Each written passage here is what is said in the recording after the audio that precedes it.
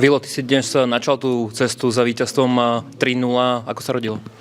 Tak bol to určite náročnejší zápas ako v stredu a oni hrali nepríjemný hokej, dohrávali súboje a napadali nás vysoko, takže trošku nám to robilo problémy, ale myslím si, že sme to zvládli a ubojovali sme to.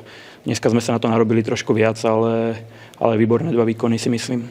Niekedy tie súboje boli možno už až za hranou, niekedy viac menej na hrane, takže ako sa hrá proti takémuto superovi?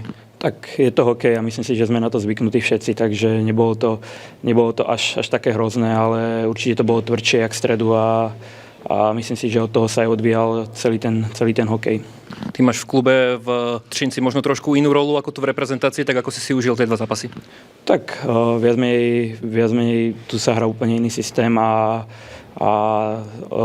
ja som prišiel viac menej sem si zahrať trošku útočnejší hokej a myslím si, že to vyšlo a ľúbilo sa mi to. Marek, tak aký bol ten dnešný zápas a možno aj celý turnaj dvojzápasový očami kapitána? Tak myslím si, že bol pozitívny. Zišli sme sa tu a bolo to celkom rýchle. Mali sme dosť nových chalánov, mladých, takže chceli sme si trošku dať to mužstvo dokopy, hrať tú našu hru a verím, sme radi, že sa nám to podarilo.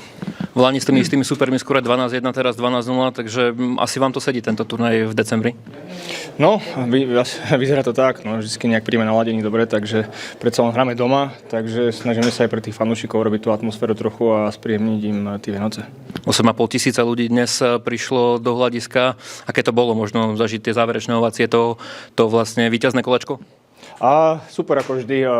Pre mňa osobne je to vždy super pocit hrať v Bratislave, keďže je to pre mňa taký sviatočný zápas vždy. Takže tomu sa teším, samozrejme aj tým ľuďom, tej atmosfére, takže som rád, že sme ich takto potešili.